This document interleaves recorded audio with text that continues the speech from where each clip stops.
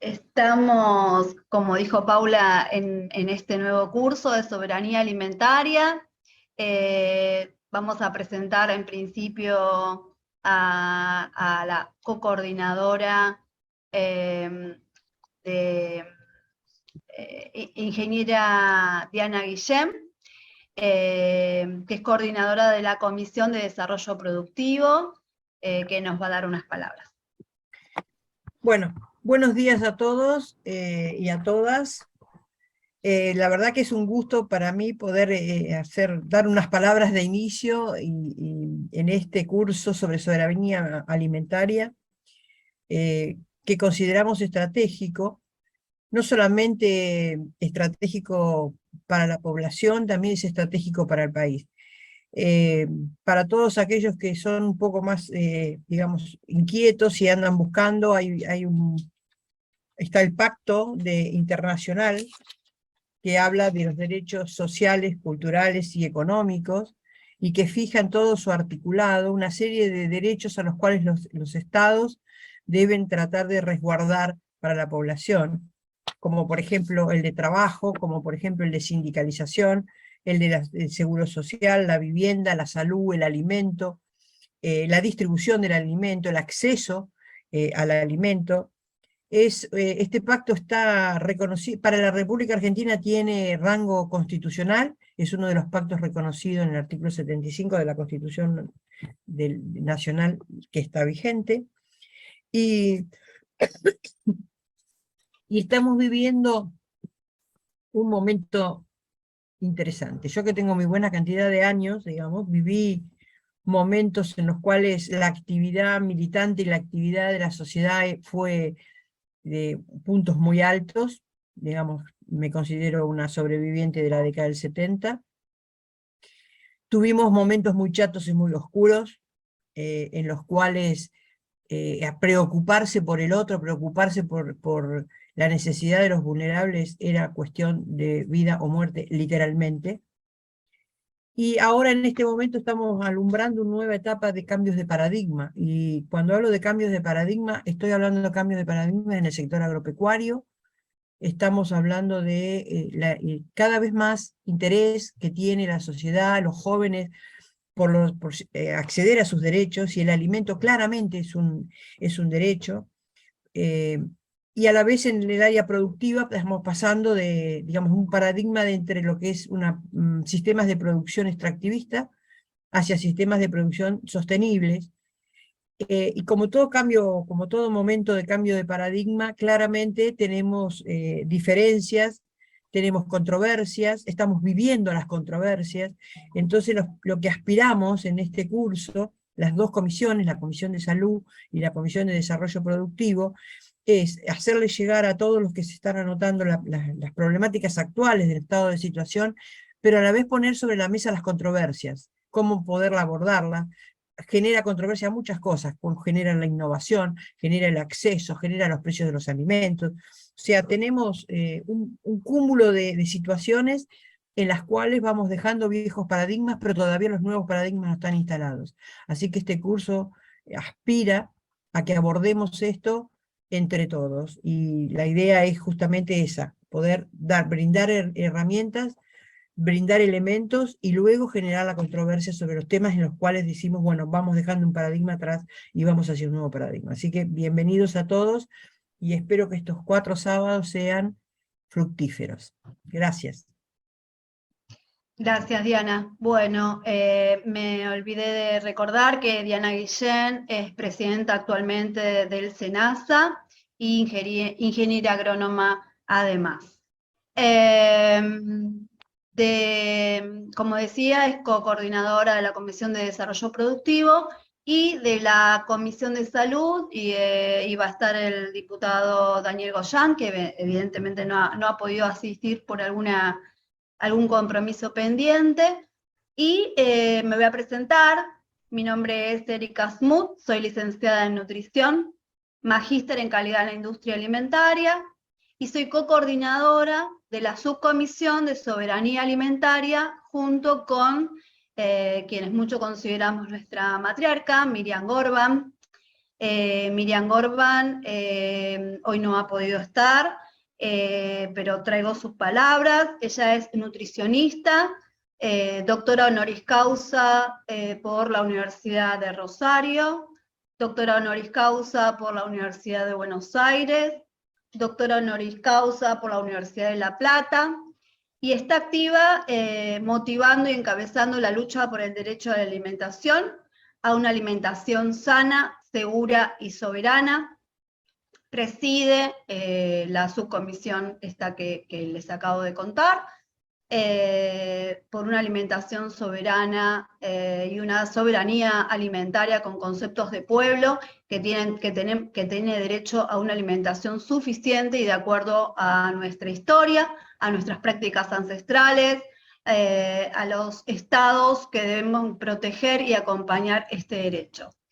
Y como decía Andrés Carrasco, y como dice siempre también nuestra líder Cristina, todo conocimiento es ideológico y remite siempre a un acto político. Entonces, este encuentro de las dos subcomisiones creo que va a ser muy enriquecedor, y como dijo Diana recién, el cambio, la transición de distintos sistemas productivos alimentarios es algo que debemos ir acompañando, y para eso necesitamos tener conocimiento de a qué vamos y queremos ir corriéndonos un poco.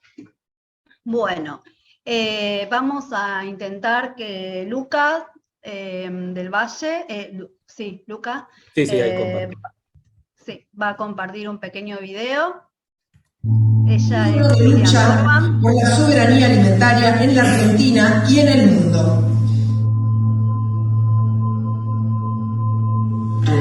Women like Miriam Gorban, who has over decades of a lifetime inspired people. La crisis climática es la resultante del modelo productivo especialmente vinculado con la alimentación. La agricultura hoy no es para producir alimentos, sino para producir dinero. Acá quien domina es el poder económico. Era una reunión grande y uno de los compañeros dijo: no, nosotros estábamos en el país de las maravillas, era digno. Dice que ahora nos han habilitado, tenemos un nuevo hospital oncológico. Escúchame, le dije, ¿y vos te alegras de que haya un hospital oncológico? Chicas, la vejez es juventud acumulada. Por ustedes venimos, por ustedes luchamos, por ustedes demos la vida, acá están ustedes. Entonces no es solamente una lucha por el alimento, es la lucha por la paz, es la lucha por la vida. Esto es la soberanía, que no está defendiendo la vida.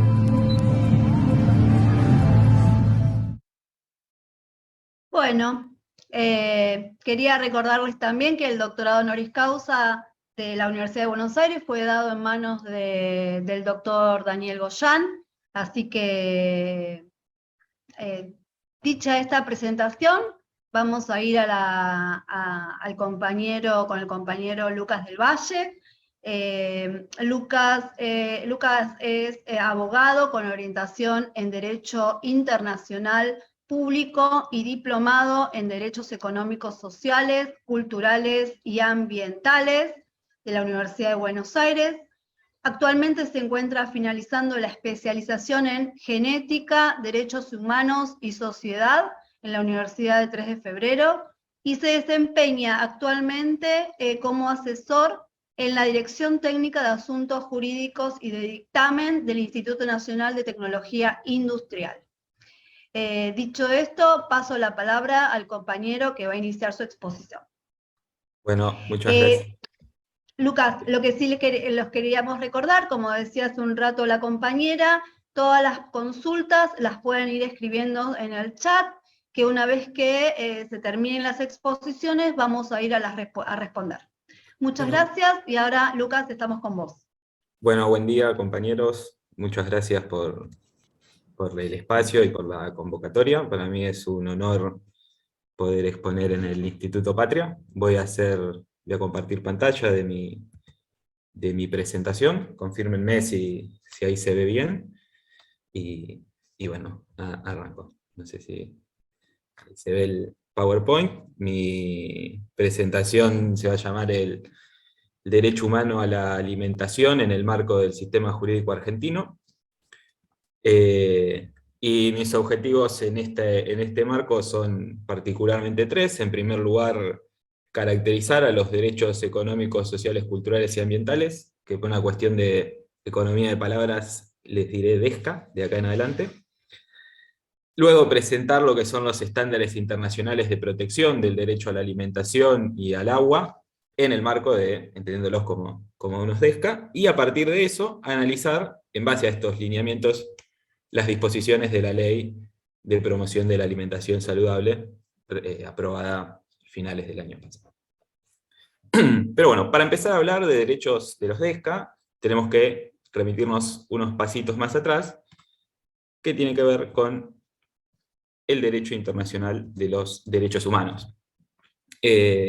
Como nosotros como debemos saber, o intuyo, luego de la Segunda Guerra Mundial, en el año 1945 se firmó la Carta de Naciones Unidas, que crea esta organización internacional. Es un avance por parte de la comunidad de naciones, que luego de 3 años de debate, el 10 de diciembre de 1948, día que recordamos como el Día Internacional de los Derechos Humanos, se firmó la Asamblea General, aprueba la Declaración Universal de Derechos Humanos. Este instrumento internacional es una de las primeras muestras de un consenso en torno a una serie de atributos esenciales que hacen al desarrollo humano integral.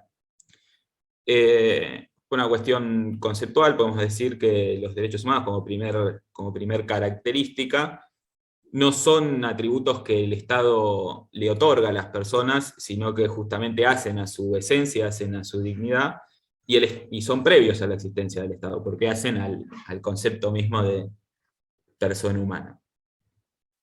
Esta declaración reconoce, como decía, una serie de atributos, entre los cuales podemos encontrar desde cuestiones esenciales y primigenias, como es el reconocimiento de la personalidad jurídica a todo ser humano, es decir, la aptitud para adquirir derechos y contraer obligaciones, pasando por derechos de índole civiles, de índole político, el acceso a la alimentación, a una vida digna, al progreso científico, entre otros. Pero para ir al punto, un concepto central que orbita en torno a la cuestión de los derechos humanos es el concepto de dignidad humana, que es un concepto que está en constante disputa y que tiene distintas acepciones. En mi caso particular, planteándome desde mi postura, yo adopto y reconozco una visión que teóricamente suele llamarse de índole más bien clásica o formalista, que tiene que ver con esta noción de que la persona para el Estado, en todas sus acciones, tiene que ser concebida siempre como un fin en sí mismo, y no como un medio para. En este sentido, y en base a este principio fundamental, es que se empiezan a desprender una serie de características en torno a los derechos humanos. Y hay dos principios fundamentales que son muy interesantes, sobre todo cuando hablamos de DESCA, que adquieren una intensidad mayor, que son los principios de interdependencia de los derechos, es decir, el sistema de derechos humanos y el conjunto de derechos son un engranaje que está vinculado entre sí y que no se trata de islas estancas, digamos. Y por otro lado, el concepto de indivisibilidad, que es esto que reafirma un poco lo que mencionaba anteriormente, que toda acción protectoria de derechos tiene que ampararse bajo el paraguas de la dignidad humana. Ahora bien, los derechos humanos a lo largo de la historia, incluso de manera previa, hay muchos desarrollos teóricos en torno a cómo clasificarlos. Se habla de generación de derechos de primera generación, segunda generación, tercera generación, y ahora ya se habla de derechos incluso de cuarta y hasta de quinta generación. Hay otra postura que los divide en derechos civiles y políticos por un lado, y derechos económicos, sociales y culturales, que vamos a adoptar esa clasificación para seguir el recorrido que ha tenido a lo largo de la historia el desarrollo de los derechos humanos. En ese sentido, los derechos civiles y políticos están más vinculados a cuestiones de libertades. Normalmente es el liberalismo clásico, digamos, las teorías más clásicas lo plantean como derechos que requieren del Estado una abstención, es decir, una no intervención en las relaciones, y a partir de ahí, en principio, yo soy un poco crítico de esta postura, con eso bastaría, digamos. O sea, para garantizar el derecho a la propiedad, por ejemplo, el Estado no tendría que hacer más nada que tener seguridad disponible para garantizar ese derecho. Y los derechos económicos, sociales, culturales, ahora se agrega la cuestión ambiental también, son derechos que requieren de acciones positivas por parte del Estado, requiere políticas públicas, programas, etc. Esta división, que ha sido funcional a muchos intereses económicos, ya lo vamos a ver un poquito más adelante, devino, digamos, por la propia comunidad internacional en cierto punto desuetuda, a partir del año 1989, con la Declaración de Teherán, donde se declara que los derechos humanos, ya se reafirman estos principios de interdependencia e indivisibilidad. Ahora bien, pasando puntualmente a lo que tiene que ver con los DESCA, como comentaba la compañera Guillena en sus palabras, el pacto central es el Pacto Internacional de Derechos Económicos, Sociales y Culturales, que se firma en el año 66, entra en vigencia 10 años después, y que reconoce una serie de derechos, y que es el que tiene, como bien decía, jerarquía constitucional, a partir del artículo 75, inciso 22, en las condiciones de su vigencia.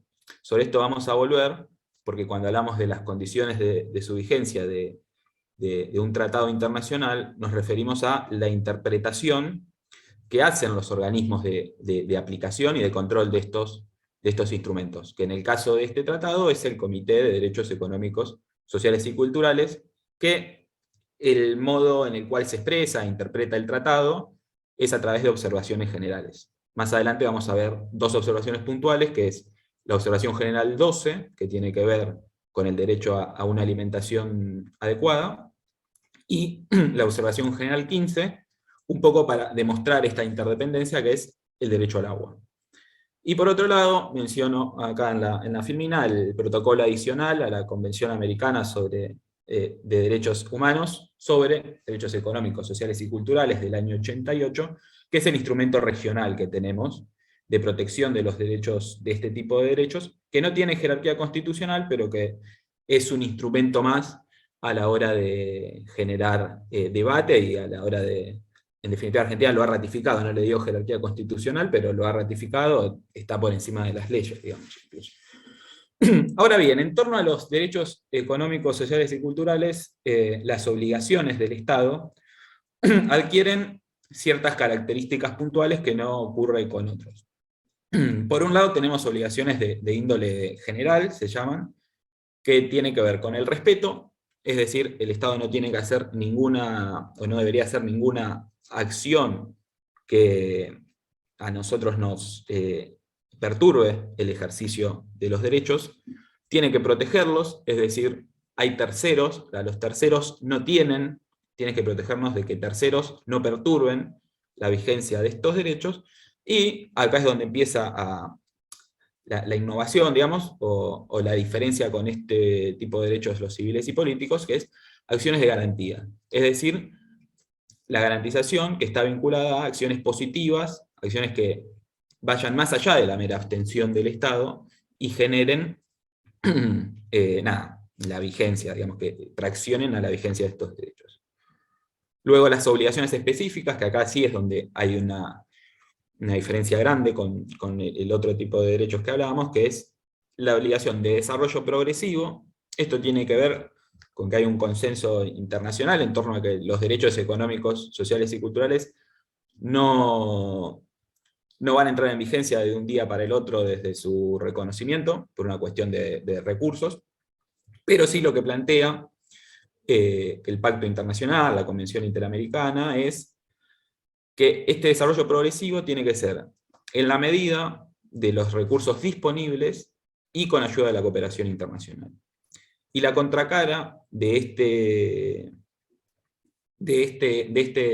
tipo de obligaciones es la obligación de no regresividad. Es decir, que siempre que hay un avance en materia de derechos económicos, sociales, más, las acciones del Estado que desarticulen estas políticas estarían contrarias a las obligaciones internacionales asumidas por el Estado argentino. Luego tenemos obligaciones básicas, que son acciones inmediatas, que hacen al contenido mínimo del derecho, independientemente del desarrollo progresivo que deban tener esto. Y por último, lo relacionado a la protección de grupos estructuralmente vulnerados. En la bibliografía que yo acompañé a estos encuentros, normalmente los comités y la comunidad internacional se refiere a estos como grupos vulnerables. Yo, por una cuestión no solo semántica, sino ideológica y de donde me paro, los entiendo como grupos vulnerados. La definición de grupos estructuralmente vulnerados es, podríamos tener un seminario para la definición de la teoría del grupo, pero vamos a ensayar algo acorde para aquí, que es el liberalismo clásico, o sea, está vinculado al principio de igualdad y no discriminación. El liberalismo clásico lo que plantea el constitucionalismo es, bueno, el principio de igualdad se garantiza cuando el Estado no actúa de modo arbitrario. Es decir, cuando persigue un fin legítimo, y para obtener este fin legítimo tiene un medio que es acorde a dicho fin. En principio, todos estamos de acuerdo, digamos, que no queremos ser objeto de tratos arbitrarios, pero lo que nos estamos olvidando es los efectos que puede tener efectos reales en determinados grupos sociales. Entonces hay grupos que sí, que pueden no tener un trato no arbitrario, pero que no pueden ver garantizados sus derechos. ¿Por qué? Porque viven en condiciones de vida paupérrimas, porque no tienen acceso a los mecanismos para interactuar con las instancias del poder y demás. Entonces, lo que se plantea es que hay determinados grupos para los cuales el Estado, además de no ser arbitrario, tiene que promover acciones positivas que desarticulen esta desigualdad estructural. Y cuando hablamos de grupos estructuralmente vulnerados, nos referimos a las ancianidades, a los niños, a los pueblos indígenas, a los campesinos, y así determinados grupos, no vamos a meternos en las causas, pero que están identificados con esta vulnerabilidad estructural, digamos. A partir de esto, ¿qué es lo importante y tal vez el jugo en los derechos económicos, sociales y culturales en base a estas obligaciones que hablaba antes? Es el concepto de justiciabilidad, que es la posibilidad de presentarse ante las instancias judiciales y reclamar por la garantización de este derecho. Por ejemplo, el derecho a la alimentación, digamos. Una persona, en principio, se tendría que poder presentar ante las instancias judiciales y reclamar, o un grupo estructuralmente vulnerable, vamos con un ejemplo de campesinos que no pueden tener acceso a la tierra, podrían presentarse si es una tierra que incumplan históricamente y demás. Lo que sucede, y que aún lamentablemente ocurre en las facultades de Derecho de nuestro país y de la región incluso, ya con menos frecuencia que antes, es que lo que dicen es que estos derechos no serían justiciables, sino que son más aspiraciones políticas de los estados. Entonces, bueno, es una política, o sea, no puedes judicializar una política de Estado, pero si se está vulnerando un derecho humano, claramente, y lo último, y el fin último es la persona humana, debería poderse. Bueno, hay casos, la Corte Interamericana lo viene tratando, y es una herramienta fundamental ensayar estrategias de justiciabilidad de este tipo de derechos. Hay casos, el Estado argentino, por ejemplo, el año 2020 fue condenado internacionalmente por la Corte Interamericana, en un caso que es el caso de la CAONAT, de acceso a la tierra y por parte de los pueblos indígenas en Salta, pero no nos vamos a meter específicamente en eso. Sin perjuicio de ello, es importante, considero, es mi humilde opinión, desde ya, que en el marco de resistencias a experiencias neoliberales de Estado, que la litigiosidad en materia de derechos sociales sea una herramienta táctica por parte de los movimientos populares para evitar estos avances. Ahora bien, los derechos, antes de pasar específicamente a la alimentación, un punto en el cual quiero hacer énfasis es la vinculación que tienen estos derechos con el acceso a la información. El acceso a la información es un elemento crítico y transversal a la vigencia de los DESCA. En la República Argentina hay muchas leyes que reconocen derechos de información. Tenemos, por ejemplo, la Ley de Acceso a la Información Pública, que nos permite el acceso a toda la información que está en poder del Estado, salvo que hay excepciones, claro, pero en principio toda información en poder del Estado es pública, debiéramos poder acceder, hay mecanismos administrativos, y ante la falta de respuesta a instancias judiciales. La Ley de Protección de Datos Personales, que tiene que ver con el acceso a nuestros propios datos en bases de datos que estén registradas o no, tenemos ese derecho. La Ley General del Ambiente, para la información pública ambiental, y en este marco, y ya entrando en el objeto bien del seminario, la Ley de Promoción de la Alimentación Saludable. Claramente es una profundización de una política de acceso a la información pública, de acceso a la información en general. Entonces, el acceso a la información lo que contribuye es, primero, a empoderar las decisiones individuales. Estar informados es un presupuesto de una actividad libre, de una decisión libre y voluntaria. Por otro lado, y con relación a lo que hablábamos antes, contribuye a que desde la sociedad, los individuos, las organizaciones, podamos controlar el cumplimiento de las obligaciones de progresividad, porque la progresividad en cumplimiento de los derechos no es una licencia, lo tiene dicho la Corte Interamericana, el Comité de Derechos Económicos, Sociales y Culturales, no es una licencia para que los estados no hagan nada y digan, bueno, estamos esperando, no, sino que requiere de un programa y requiere de acciones que tiendan a este derecho. Y por otro lado, a controlar la no regresividad. Entonces es muy importante el acceso a la información.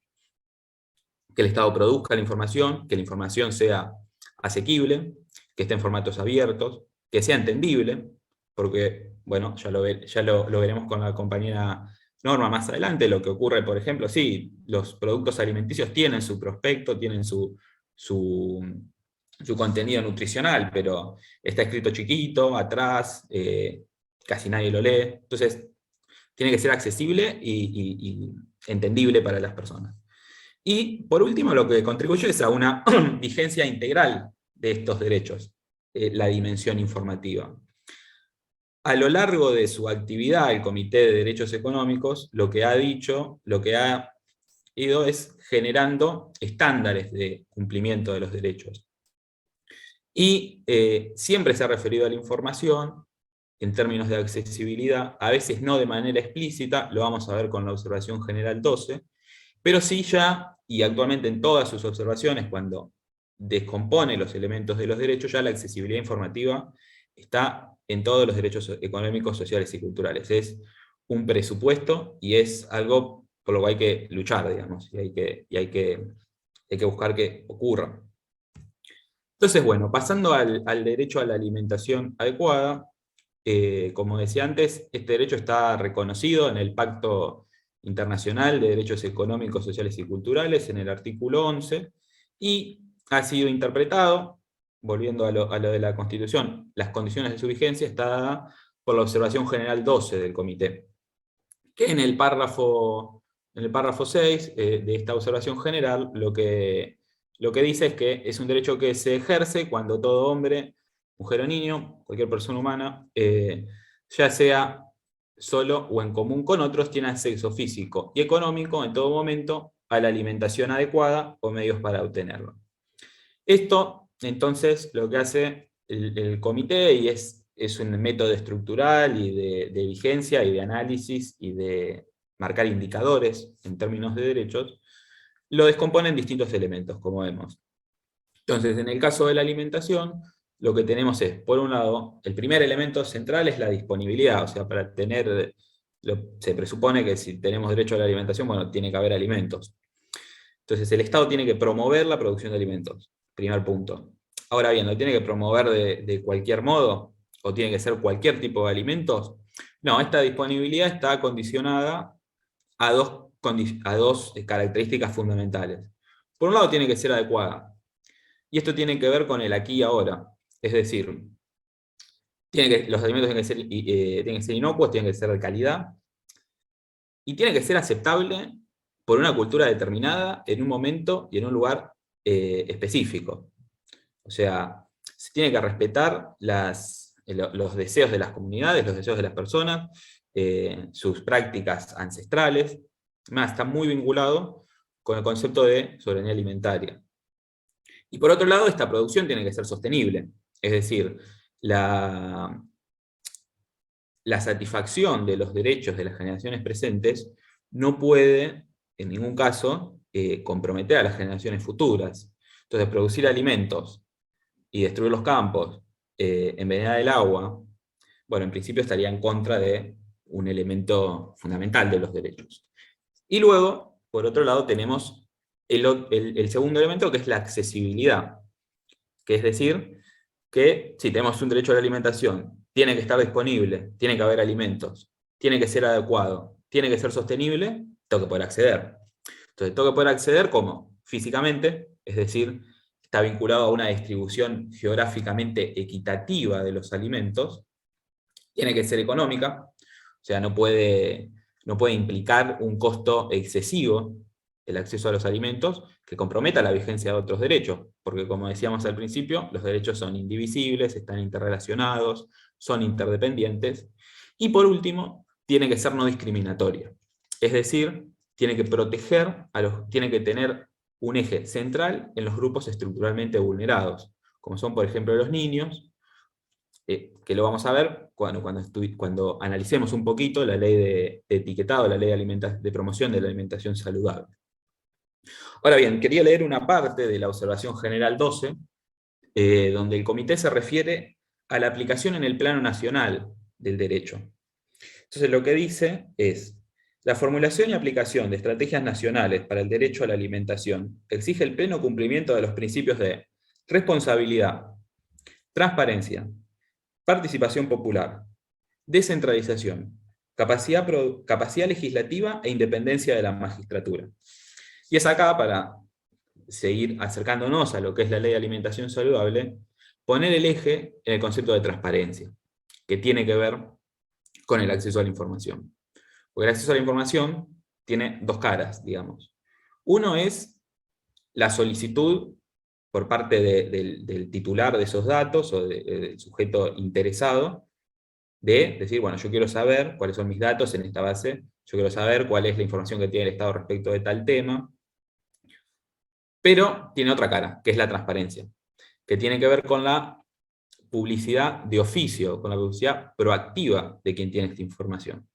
Entonces, acá es donde la ley de alimentación saludable juega un rol central, y está alineada con estos estándares internacionales.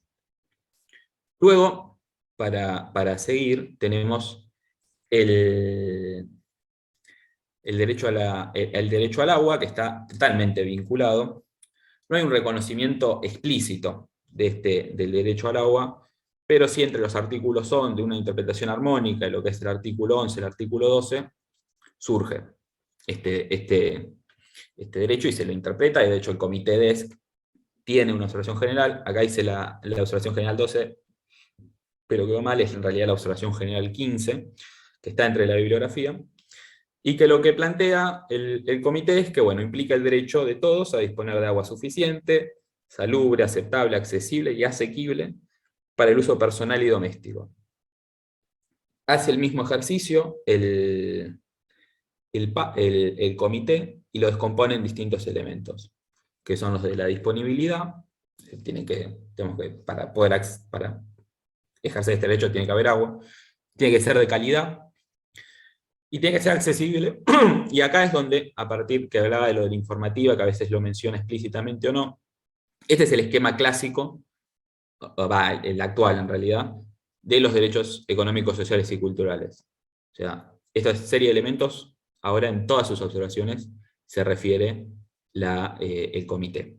Entonces tenemos la accesibilidad física, que es esto, distribución geográfica, económica, informativa, y es muy importante que los pueblos sepan, que tengan acceso a análisis de la calidad del agua que están accediendo, y bueno, y no discriminatorio, desde ya.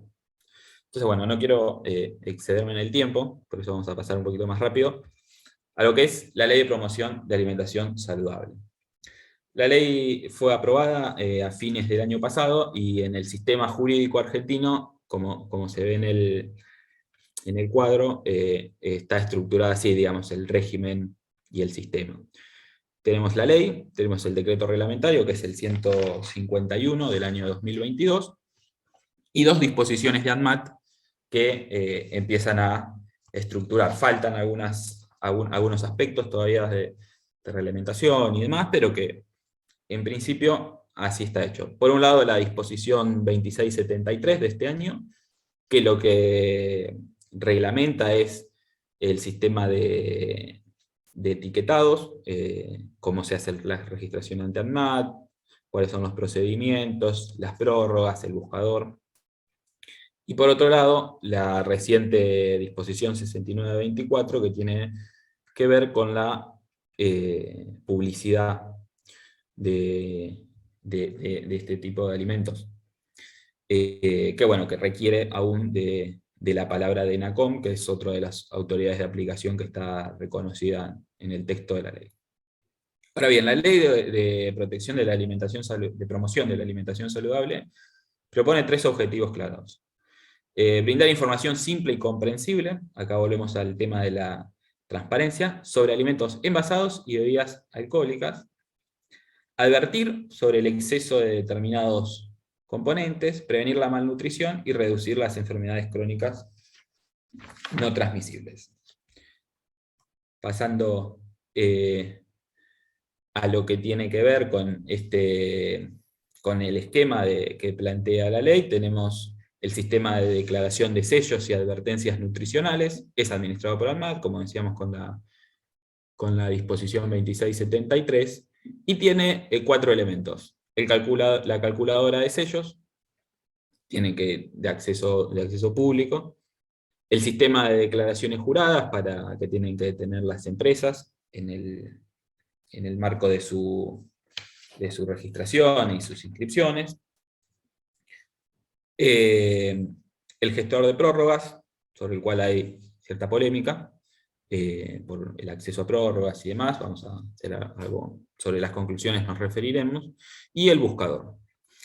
Es importante en cuanto al tema de los valores máximos admitidos para la inscripción, la puesta de los sellos, que el Estado argentino se comprometió a que los valores máximos de azúcares, grasas saturadas, grasas totales y sodios deben cumplir con los límites del perfil de nutrientes de la Organización Panamericana de la Salud, lo cual es una acción interesante y muy importante. Luego tenemos acciones de índole publicitaria, que tiene que ver con cómo se van a promover, a hacer las campañas de este tipo de alimentos. En este sentido es importante destacar que por ejemplo, los envases ya que tengan alguno de estos sellos no pueden tener elementos que sean atractivos para los niños, sobre todo, que es por eso es la promoción de la alimentación saludable. Y por último, la promoción de alimentación saludable en establecimientos educativos, que es una medida central. Vimos algunas campañas en las últimas semanas, desde que ha entrado en vigencia completamente el sistema. Por ejemplo, una que seguramente todos vimos, que se llamaba Chau Bagio de las escuelas, que bueno, que es que en los contextos escolares no pueden, en los kioscos de las escuelas, digamos, diciéndolo de manera coloquial, no puede comercializarse estos productos. Tampoco pueden estar entre las prestaciones alimentarias que se hagan en los comedores escolares estos alimentos. Entonces, para ir concluyendo, marcar 3 puntos. Por un lado, que las relaciones de interrelación e interdependencia en materia de derechos humanos se evidencian en materia de derecho a la alimentación, en tanto su vigencia condiciona y se condiciona la vigencia de otros derechos fundamentales, el acceso a la información y demás.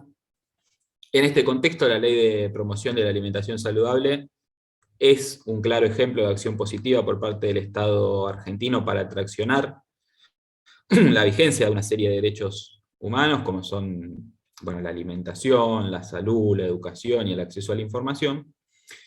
Y por último, una consideración más personal, pero que estaría bueno incluso abrir algún debate, que el acceso a las disposiciones particulares de ANMAT, donde se establecen prórrogas a las empresas comercializadoras de alimentos, resulta trascendental para garantizar el derecho a la alimentación en su dimensión informativa.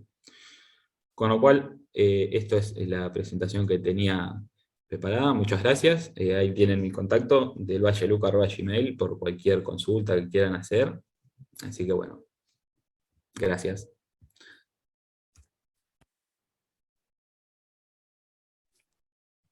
Bueno, Lucas, brillante la exposición. Invitamos a todos y a todas que en el chat, bueno, perdón, disculpen, que en el chat escriban sus preguntas y sus presentaciones para que al finalizar podamos intercambiar y hacerle las preguntas correspondientes a cada uno de los disertantes. Bueno, en este momento, ahora va a exponer la compañera Norma Piazza. Norma es médica, pediatra, especialista en nutrición infantil, autora de capítulos de nutrición infantil en 9 libros y de trabajos publicados en revistas científicas, presidenta del Tercer Congreso Argentino de Nutrición Pediátrica, ex directora de investigaciones en nutrición infantil, docente de posgrado en nutrición infantil y directora del curso Prevención de Obesidad en la Sociedad Argentina de Pediatría. Ex asesora externa de UNICEF por el área de nutrición. Así que, presentada Norma, esperamos que se pueda conectar. Muchas gracias. Gracias, Erika. Estoy conectada, ¿se escucha bien? Se escucha ¿Sí? Bien. Yo Bueno, voy a apagar video y todo. Muchas gracias a las coordinadoras y a la Comisión de Salud y de Producción del Instituto Patria. Este tema en otro ámbito, pero también dentro de Patria, lo hemos expuesto. Este es un público diferente. Espero que si bien está orientado, tiene una orientación mi charla, pero pueda ser de interés de todos. La verdad que en esta semana estamos tan conmovidos, que es como un cable a tierra poder hablar de otro tema y sentirnos conectados emocionalmente por momentos con otro tema, ¿no? Realmente estamos muy choqueados por todo lo que ha pasado nuestra líder. Bueno, yo necesitaría compartir pantalla. ¿Puedo hacerlo? Sí, estás habilitada para compartir pantalla. Perfecto, ahí está. ¿Me dicen si pueden verla? ¿Se ve? Se ve perfecto. Sí. Bueno, entonces vamos a ver, en base a lo que recién Luca estuvo comentando, el aspecto, solamente voy a tomar dentro de la soberanía alimentaria, del rol que juega la nueva ley de promoción de alimentación saludable. Empezando por, este es un seminario de mitos y realidades, y quizás esto sea conocido por todos, pero la verdad es que tenemos que replantearnos cómo concebimos a la comida. Y generalmente pensamos que esto es instintivo, que es natural, y en realidad la comida requiere de un aprendizaje social y que es producto y a su vez produce relaciones sociales. Siempre la atravesamos porque interviene otro, porque interviene otra. Y esto nos transmite la categoría de la cultura de a qué le llamamos comida y qué no es comida, qué es incomible. Y si lo llevamos, por ejemplo, a la Argentina de hoy, podemos tener poblaciones que comen y es apetitoso, lambe el agua, y por otro lado, poblaciones en que comen una hamburguesa fritada, o sea que lo que es comida y qué no es comida es cultural. Y también nos da identidad regional, nos da identidad en la época. Esto va cambiando según también la época. Tanto va cambiando que la influencia actual viene por muchos lados. Pero vamos a ver, si me permiten unos segunditos nada más, uno de las influencias que tenemos para pensar qué es comida. ¿Se escucha? No.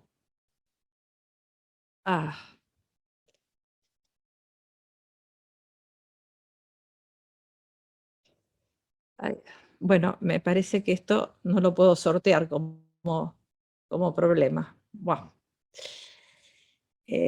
No sé si conocen esta propaganda, una pena que Te no se escucha, puede... Norma, ¿eh? ¿Escuchaba? Ah, bueno. Bueno, yo no la escuchaba. Bueno, la publicidad la vamos a ir analizando a lo largo de la charla, pero quedémonos con algunas preguntas, ¿no?, sobre la publicidad.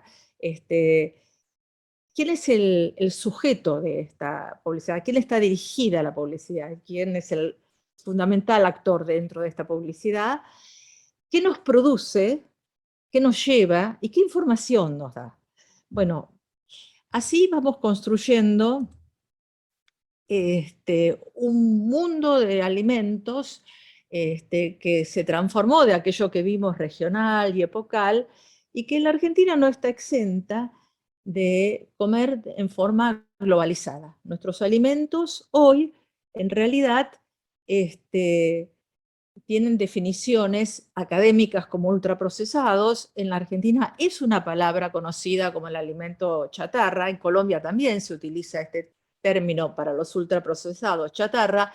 Y en Chile, que han sido pioneros en poner la ley de promoción alimentaria o de etiquetado frontal, ellos no es la de promoción alimentaria, son un poquito más enérgicos y directamente llaman al alimento esto basura. El senador Gerardi, que fue quien actuó pioneramente con esto, lo llama basura. ¿Y aquí qué significa un alimento ultraprocesado? Bueno, son formulaciones industriales que a veces derivan de alimentos, pero a veces son totalmente sintéticas, tienen pocos alimentos enteros o no tienen ninguno, están preparados para consumirse rápidamente o para calentarlos y nada más. No requiere de una preparación culinaria y tiene el agregado para poder ser utilizado a distancia, en tiempo y en lugar, de una cantidad de elementos. Tienen conservantes, estabilizantes, emulsionantes, disolventes, aglutinantes, aumentadores de volumen, edulcorantes, resaltadores sensoriales, sabores, colores, y pueden tener también agregado algún micronutriente que entonces en esto pasa a ser la categoría de fortificados. Bueno, esta comida ultraprocesada se globalizó en todo el mundo y entonces ahora ya es acultural. La podemos ver, por ejemplo, en mundos tan antagónicos como de credo musulmán, y sin embargo está el McDonald's, ¿no? Y en China, bueno, cambió la situación epidemiológica nutricional, especialmente en la infancia, a partir del ingreso de estos ultraprocesados, ¿no? Bueno, en realidad en el mundo solamente son 150 holding con distintas marcas que distribuyen los mismos productos. Para que tengamos idea de las dimensiones de dinero que manejan, por ejemplo, durante el año 2004 en Estados Unidos, las hamburguesas tan famosas emplearon 528 millones de dólares en publicidad, pero se vendieron por 24.000 millones de dólares. Ahora, este tema de que sea a distancia la misma comida, no surge en forma azarosa, sino que el mundo ha ido cambiando y la industria fue ocupando lugares. Entonces, bueno, el rol nuestro de la mujer en el trabajo, la modificación del ritmo de trabajo, la urbanización, la concentración de la población en lugares urbanos, llevó a la industria a ir ocupando estos espacios que antes implicaban horas y horas de producción y de trabajo manual. Bueno, esto lleva a una comercialización y distribución distinta. El tema es que esta industrialización del alimento muchas veces avanza con elementos tecnológicos y científicos muy apropiados para ese momento, pero que a la distancia se conoce que estos elementos traen riesgos en la salud humana y ambiental, que lo vamos a ir viendo, qué consecuencias traen, y cuando se conocen estas complicaciones, no se toman medidas protectoras en forma inmediata, de ninguna manera. Esto ha pasado décadas y décadas de conocer el daño que produce en la salud humana, más tarde también en la ambiental, y sin embargo los lobbies y el mercado es tan fuerte que los cambios no se producen al momento de conocerse, sino, vuelvo a repetir, pasan décadas hasta poder modificarse. Y algunos, por supuesto, que no están modificados.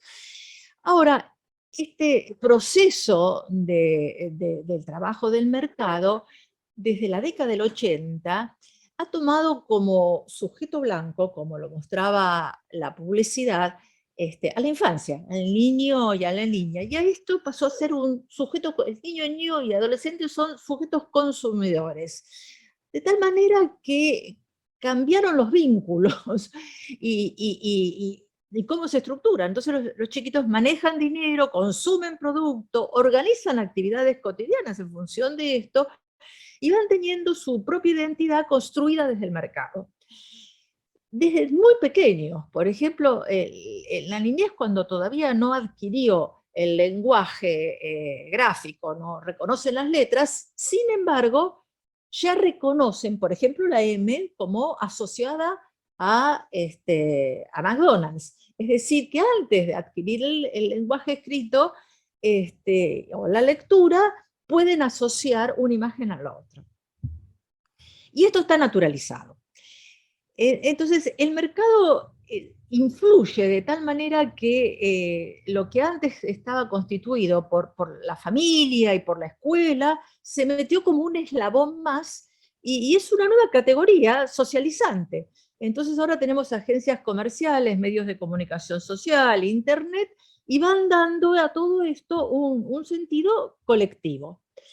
Ingresa al patio de la escuela, pero ingresa al hogar, a la cocina, al living, y está cada vez en más terreno en las ciudades, a través de los canales de cable, los complejos de cine, los medios de comunicación, los supermercados, los kioscos, los shopping, los restaurantes de comida rápida, y ya son espacios naturales para la vida diaria.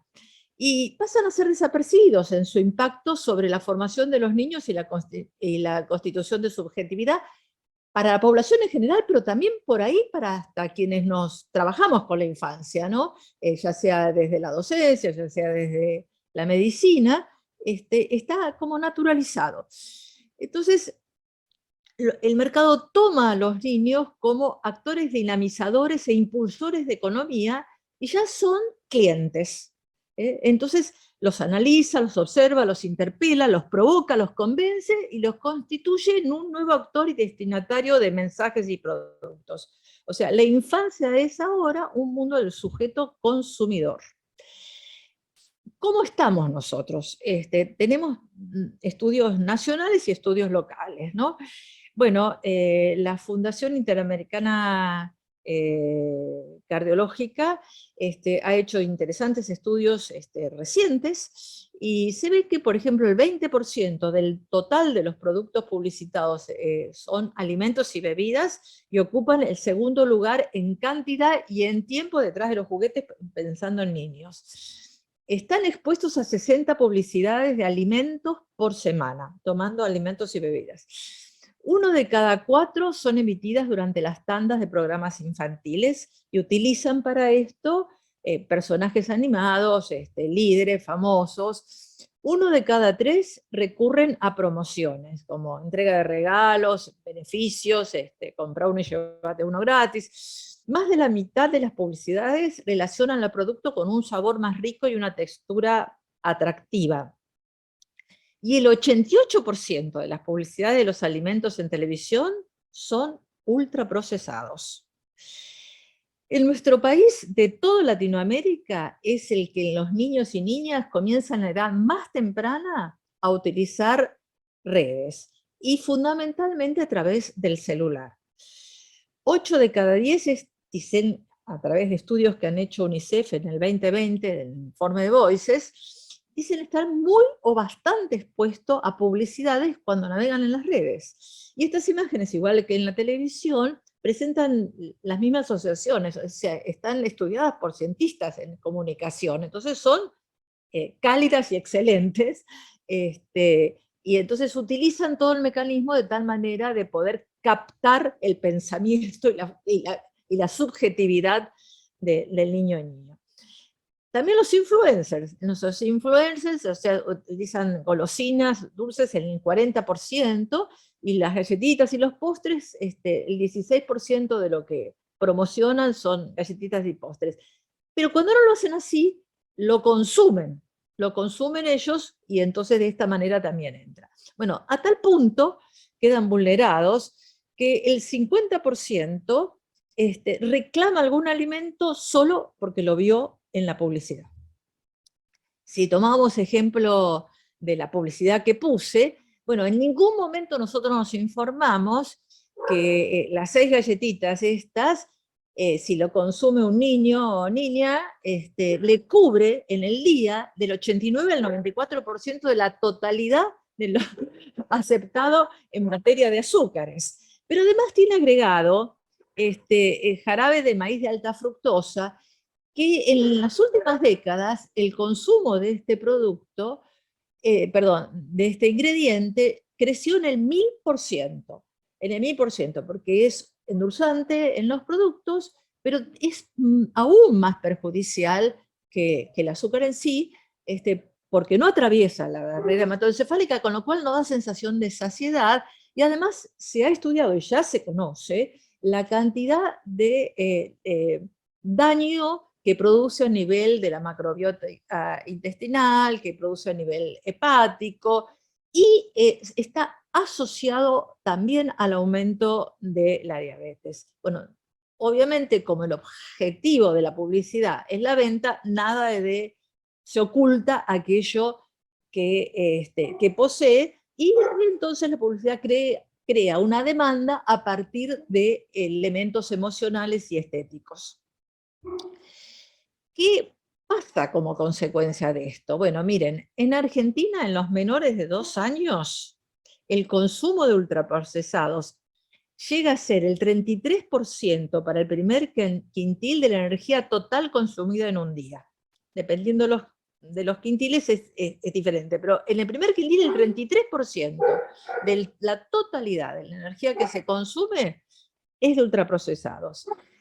De 2 a 5 años es el 41% de la totalidad de la energía que se consume. Y si a esto le agregamos los procesados, bueno, niños tan chiquititos como preescolares, el 50% es en base a ultraprocesados. La encuesta nacional de nutrición y salud del año 2018-2019 nos muestra que alimentos no recomendados es porcentualmente mucho más consumido en la niñez y adolescencia que en los adultos. 46% versus un 33% en los adultos. En los mayores de 2 años, las bebidas azucaradas, el 45% la consume por lo menos una vez al día. En todas las regiones es muy elevada. Fíjense que en el NOA, que es como región la de más limitada económicamente, tiene el mayor porcentaje de consumo. Y esto se ve también a nivel individual, digamos. En la etapa muy chiquitita, como en los menores de 2 años, no sucede eso, pero ya en la etapa escolar, cuanto más vulnerada está la población desde el punto de vista socioeconómico, mayor es el consumo de ultraprocesados, porque porcentualmente tiene menor costo que los alimentos frescos. ¿Qué pasa en nuestras escuelas? Que de alguna manera esto lo hablaba también en términos de derechos Luca. Bueno, el 27% de las escuelas de Argentina, porque esta es la encuesta nacional de nutrición y salud de toda la Argentina, o sea que es un muestrario del país, la escuela ofrece bebidas azucaradas, y en la gestión privada es el 43% superior a la estatal. El 80% de los escolares entre 6 y 17 años concurren a una escuela que tiene kiosco buffet. Y del total de los escolares, el 40% compran ultraprocesados dentro de la institución educativa. O sea, se está educando vivencialmente más allá que en el aula y en la currícula se diga otra cosa, en la práctica está pasando esto. El 36% de los escolares consumen golosinas por lo menos 2 veces en la semana. ¿Y qué efectos tiene esto? Bueno, la OPS en el año 2015 hizo un estudio entre el año 2000 y 2009, lo publicó en el 2015, de cuál es la relación que existe entre el promedio del índice de la masa corporal y la venta de alimentos y bebidas ultraprocesados. Fíjense que a medida que la venta de productos ultraprocesados es mayor, el índice de masa corporal va aumentando. Y si lo vemos en términos de obesidad, la correlación es de 0.76 de lo que se vende en un país de ultraprocesados y el grado de epidemia de obesidad que tiene esa población. La encuesta en Argentina nos muestra que cada 100 niños en el 2005, 10 menores de 5 años tenían exceso de peso. Para el año 2018-2019, menores de 5 años, del 10 pasaron a 14. Y entre 5 y 17 años, 41 niños cada 100 tienen exceso de peso. Un estudio muy interesante que hizo el Instituto de Efectividad Clínica y Sanitaria de la UBA acerca de un desarrollo de modelo matemático financiado por la IDRC, en Argentina, Brasil, El Salvador y Trinidad y Tobago, investigó cuál era la carga atribuible de las bebidas azucaradas en la producción de enfermedad. Para el 2020, los niños y niñas en Argentina, un vaso de 240 mililitros de bebida azucarada, consumían diariamente 1.35, 1.64, superior al resto de los 3 países que se habían investigado, y la prevalencia de exceso de peso de 0 a 17 años fue del 33%. Ahora, cuando se ve cuál es el porcentaje de casos atribuibles solo a la bebida azucarada, de sobrepeso, de obesidad, vemos que en Argentina, por el consumo de esto, el 10% de la totalidad de sobrepeso y obesidad se debe a esto, y el 27% de obesidad. Tenemos que, por la bebida azucarada, para el 2020, 774.000 niños y niñas y adolescentes tenían sobrepeso y obesidad, 514.000 obesos, 802.000 adultos, y 4.400 mueren a raíz del consumo de esta bebida. Las patologías, diabetes, enfermedad cardíaca, problemas osteomusculares, enfermedad cerebrovascular, renal, asma y cáncer. Son numerosas la cantidad de población que se ve afectada por el consumo de bebidas azucaradas. Y las muertes atribuibles al consumo de bebidas azucaradas para Argentina, como dijimos, eran 4.425. Y los años de vida perdidos por muerte prematura y discapacidad, 110.000. Ya hace 2 décadas y más, el Centro de Investigaciones Epidemiológicas y Control de Enfermedades de Estados Unidos, que es de los más prestigiosos del mundo, el CDC, nos advierte para la población de Estados Unidos que la expectativa de vida de los niños y niñas es menor que las de sus padres en un país desarrollado.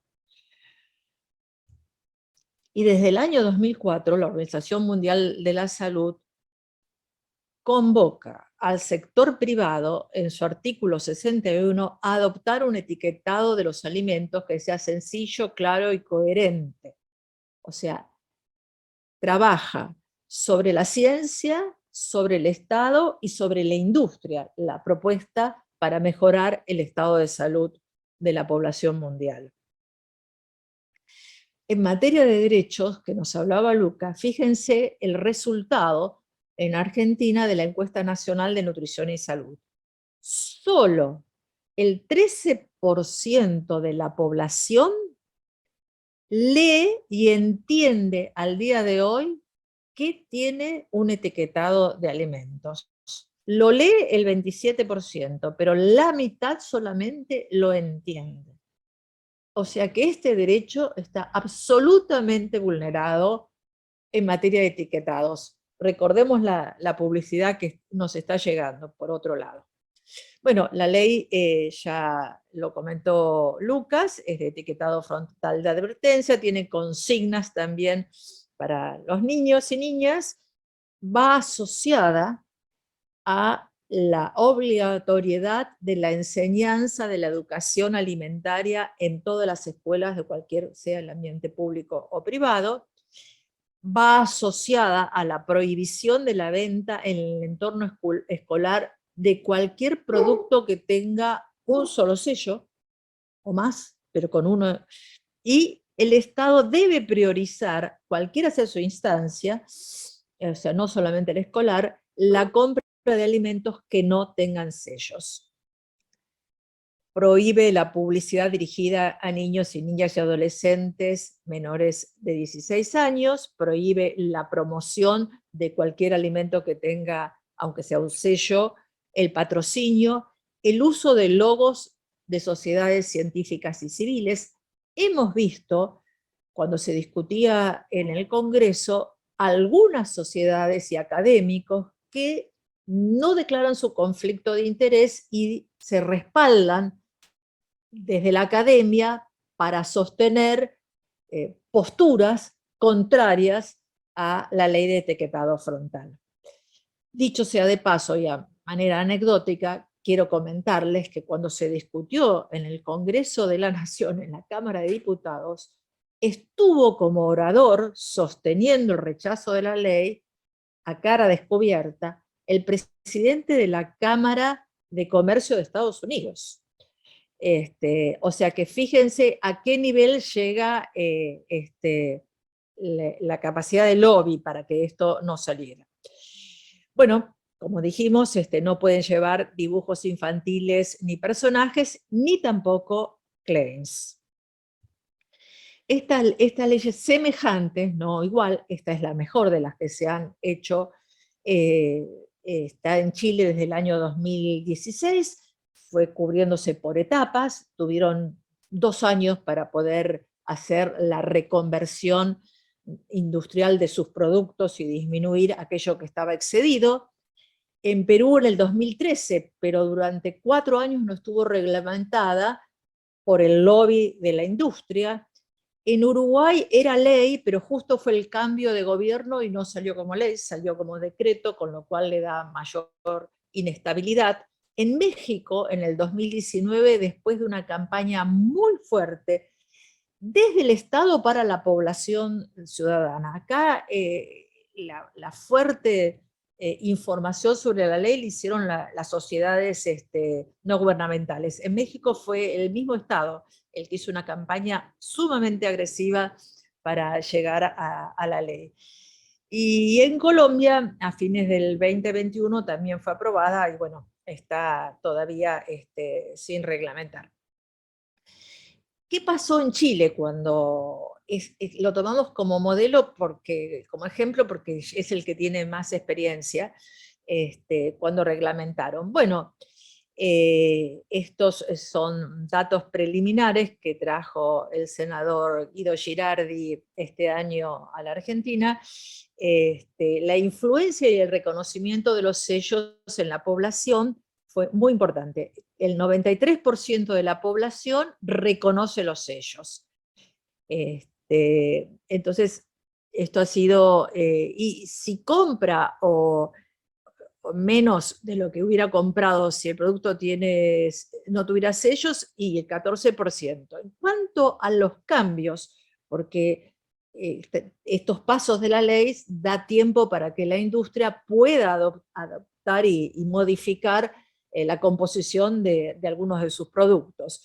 Bueno, lo que se vio en Chile, que han disminuido el contenido de azúcar en bebidas, en pan, pasteles, galletitas, en cereales de desayuno, en dulces y similares, y en productos lácteos.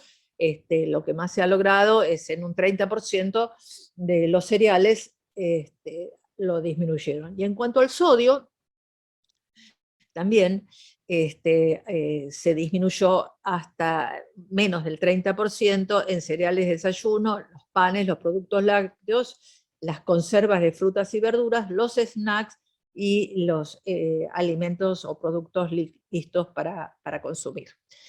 Aquí dejo algún material para consulta, y aquí está lo que hablaba Luca de la calculadora que produjo la ANMAT a poco tiempo de estar reglamentada, que es muy interesante porque en este link cualquiera de nosotros podemos ingresar, y teniendo el producto incorporamos los datos que nos demanda la calculadora y sale si está excedida, o sea, si va a ser meritorio ese producto de llevar un sello, 2 sellos o los sellos en los que esté excedida. O sea que este es un recurso que hoy la población ya lo tenemos. Entonces, como los pasos son sucesivos, y en este momento si nosotros vamos a cualquier supermercado, a pesar que el 20 de agosto fue el límite para que ya entrara en vigencia la colocación de los sellos en los productos, no vamos a encontrar ultraprocesados con sellos. Esto nos queda la duda, pues no tenemos esa información, si es por lo que la ley permite, que es que pueden acabar el stock presente para la venta de aquellos productos que merecen el sello pero que no lo tienen, o si bien entran dentro de los productos que han pedido prórroga, que tienen para reformularlo hasta el mes de febrero. Hay alrededor de 100.000 productos, bueno, casi 11.000 son los que han pedido prórroga, o sea que en este momento no sabemos cuál de las dos opciones es que nos está limitando de ver en los supermercados la presencia de los sellos. Este es un elemento que es muy fácil de usar, pero que no está dentro del hábito de la población. Si solamente el 27% miraba los rotulados, bueno, es poco probable que uno se ponga con un celular frente a cada producto que va a consumir a verificar. Pero sí me parece que nuestro público de militancias y interesados por el tema debemos difundir este instrumento y utilizarlo cuando lo consideremos necesario. Bueno, mi exposición termina con esta última diapositiva. Norma, felicidades, muy buena la presentación como siempre. Podemos aclarar primero, recordar que en el chat, además de las preguntas, por favor pongan quiénes son los que están presentes, como para que se les pueda contabilizar las asistencias para poder obtener el certificado final. Después, decir que todas las presentaciones, por ejemplo la de Lucas Hoy, la de Norma y las sucesivas en estos encuentros, van a estar colgadas en la página como para que ustedes la puedan volver a ver, tanto el video como las presentaciones. Y bueno, como Norma recién comentaba sobre la ley de etiquetado frontal o la ley de alimentación saludable, tener presente que los octógonos tienen que estar sobre el frente del envase, que como consumidores con derecho, como contaba Lucas, debemos empezar a exigir su presencia en la cara frontal. Ya estuvimos viendo que, por ejemplo, la marca Coca-Cola hace una pequeña trampa y pone Coca-Cola adelante y Coca-Cola atrás, mucho más chica, y ahí pone los logos. Entonces en góndola los ponen con la cara hacia adelante y no están visibilizados los octógonos. Recordar que los octógonos no solamente indican excesos en azúcares principalmente añadidos, grasas totales, grasas saturadas, sodios, sino también el agregado de edulcorantes y cafeína, que son elementos que esperamos los nutricionistas y todos los que militamos en salud pública colabore en la educación alimentaria para los responsables de niños y niñas, que muchas veces en la confusión de no querer dar alimentos con azúcar, van hacia los alimentos con edulcorantes. Entonces vas a tener una leyenda que diga contiene edulcorantes, no apta para niños y niñas, contiene cafeína, no apto para niños y niñas, de forma de poder colaborar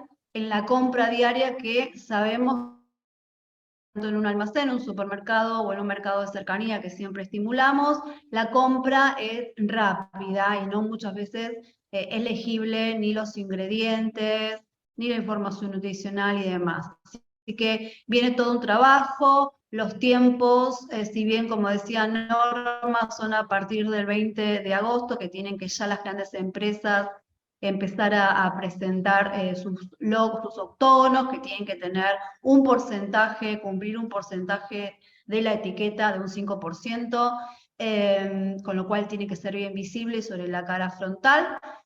Además, hay algunas empresas que han solicitado prórroga, algunas se les ha dado, y las pymes y los emprendedores, que es la parte en la cual bueno, nada, yo me había olvidado decirle que trabajo en el Instituto Nacional de Tecnología Industrial.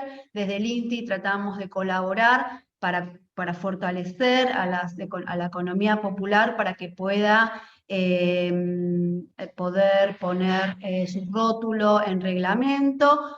Tienen extensión hasta febrero, el 20 de febrero creo que es la fecha justa. Así que es todo un trabajo que todavía falta. Muchas dudas en todos los ámbitos, en las escuelas, quienes son responsables en las compras. Creo que es una movida que va a llevar tiempo poder llevar a cabo, y esto es la militancia en la salud pública, es un gran paso importante que se ha generado desde muchas organizaciones que han ley, y bueno, una ley que ha sido y ha llevado el consenso de todos los sectores políticos. Así que tenemos que a Enrique Abellá, que es el que está colaborando en el día de hoy para la selección de las preguntas a los expositores. Enrique, ¿estás por acá? Sí, gracias, Erika. Primero que hay muchos comentarios favorables y elocuentes sobre la excelencia de las dos presentaciones y agradecen. También hay muchos comentarios, voy a sintetizar, no voy a poder leer todos, pero voy a sintetizar unos pocos. Para Luca, una pregunta sería, las obligaciones estatales que obligan obviamente a la nación, ¿también alcanza a las provincias y a los municipios en relación al derecho a la alimentación? Esa es una pregunta. ¿Querés contestarla? ¿O te voy a ir todas las preguntas? Dale, perfecto. Bueno, sí, los tratados internacionales que ratifica el Estado Nacional, digamos, por una cuestión de jerarquía normativa, caen sobre todo es una obligación del Estado argentino respecto de la comunidad internacional. Naturalmente, cuando hablamos de Estado argentino nos referimos a tanto de manera vertical como horizontal a todos sus poderes. Entonces, tienen que adecuarse, es como una cuestión de jerarquía constitucional, digamos. El derecho federal prima sobre el derecho provincial, digamos. En esta lógica, digamos, sí, claramente es aplicable y hacia la exigibilidad de los derechos, digamos. No sé si más o menos... Está bien. Claro. Otra pregunta, esta es de Carlos Wessler. Dice, Luca, siendo abogado, presumo que él también es abogado, te pregunto cómo hacemos para poner en práctica el derecho al alimento y por ende a la salud, si nuestra Constitución Nacional lograba el derecho de la salud en el artículo 42, diciendo como el derecho de los consumidores y usuarios, y que los lugares de reclamo son los organismos de los consumidores. ¿Cómo lo damos vuelta? Sí, bueno, hoy es una pregunta muy, muy atinente, siempre surge en torno a los lugares de discusión de derechos humanos, cuando se habla de derecho a la salud. Este reconocimiento es una realidad. La Constitución enmarca el derecho a la salud en lo que hace a los consumidores y usuarios. De hecho, la ley de promoción de alimentación saludable habilita instancias como las cuestiones que tienen que ver con... me trabé, perdón. Pero protección de los consumidores, digamos, ese sería el ámbito de disputa en cuanto a lo administrativo. La realidad es que es una cuestión ahí, es un llamado a la creatividad y a la búsqueda de nuevas herramientas. Yo pienso que, como planteaban en la exposición, el desafío está en buscar mecanismos de justiciabilidad y enmarcarlo en lo que hace a los derechos humanos. O sea, la Constitución, cuando reconoce determinados instrumentos internacionales, como el Pacto Internacional, dice que es complementario, con lo cual no es que una cosa está primando sobre la otra. Yo me considero defensor de los derechos humanos, siempre busco ahí lo que se llama el principio pro persona, pro hominem, que tiene que ver con siempre va a primar la postura que sea más favorable al desarrollo humano. Es muy difícil, es un campo de disputa diario, digamos. No hay una respuesta concreta, es siempre buscar la visión de derechos, para mí. Gracias, Luca. Acá otra pregunta de Hugo Yagüe. ¿No habría que ir una ley Micaela de alimentos? Es decir, que todo aquel que participe en la cadena de producción y comercialización reciba formación obligatoria en derechos? Sí, coincido totalmente, son los pasos sobre los que hay que avanzar. En los comentarios leía, esto es un camino, este es un punto de partida, digamos, y sobre estos hitos tenemos que ir construyendo más capacidad legislativa, más capacidad de los operadores jurídicos y de todos, con lo cual estoy totalmente de acuerdo con lo que plantea el compañero. Bueno, Marcelo Ferrovía ¿puedo, dice... Sí. ¿Puedo agregar un concepto a lo que está diciendo Lucas sobre este tema? ¿Hola? Por favor. Recuerdo que cuando se discutía la ley en la Cámara de Diputados, se planteaba, y pasó esto en otros países también, que bueno, que entonces no se iba a poder comercializar en el Mercosur.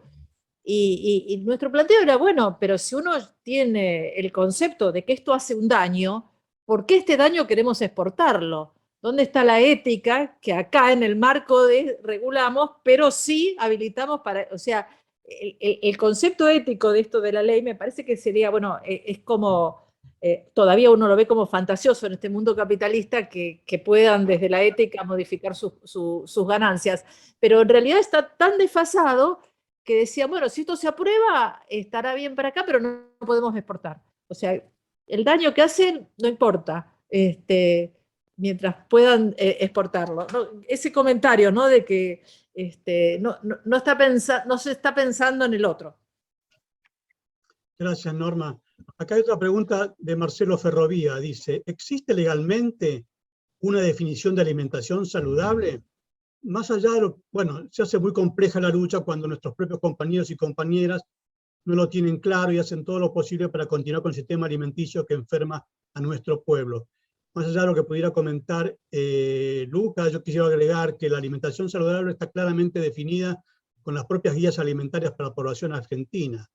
Cuando lo que desde el Ministerio de Salud se promueve y se acompañan las prácticas con ese tipo de alimentación, se está explicitando claramente qué es la alimentación saludable. ¿Vos querés comentar algo sobre eso, Luca? Sí, la ley, la 27642, que es la de promoción de la alimentación saludable que estuvimos comentando, el artículo 2, el inciso A, tiene la definición de alimentación saludable, la voy a leer así. Tenemos que dice, alimentación saludable, aquella que basada en criterios de equilibrio y variedad y de acuerdo a las pautas culturales de la población, aporta una cantidad suficiente de nutrientes esenciales y limitada en aquellos nutrientes cuya ingesta en exceso es factor de riesgo de enfermedades crónicas no transmisibles. Entonces hay una definición jurídica. Muy bien. Tenemos que, una consulta, ¿no? Tenemos que tener presente que la ley contempla una pata que es la educación alimentaria y el tema de los entornos escolares, ¿no? La ley Micaela, no sé, o sea, traducida en educación alimentaria es una buena opción, pero bueno, nada, muchos, como decía Norma hace un rato, el que vende y el que produce para vender muchas veces vende para eso, vende. El tema es cuando se repiten eslogan, ¿no? Cuando en los medios nosotros escuchamos que en la Argentina se produce alimentos para 400 millones de habitantes, cuando en realidad, si queremos contemplar lo que las guías alimentarias dicen, que son de 3 a 4 frutas por día, en realidad no podemos llegar al consumo de nuestra propia población. ¿Qué significa eso? La Argentina produce alimento para ganado, produce commodities, no produce, no estamos hoy como se publicita muchas veces como grandes productores de alimentos, ¿no? Entonces eso es una primera barrera que claramente es política, en la cual me parece que debemos, y para eso estamos acá, ¿no? Encontrar, que quede claro esto.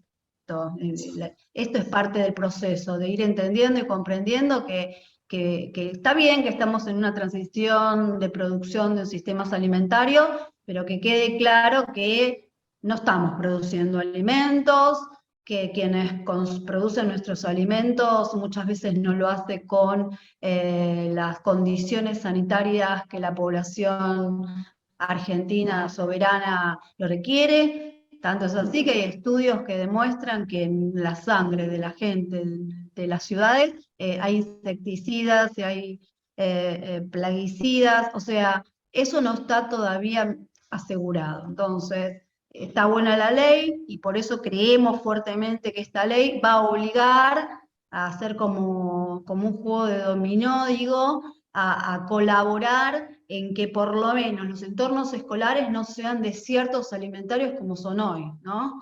tenemos a nuestros niños, niñas, 8, 9, 8 horas adentro de un establecimiento donde lo que se le ofrece son snacks,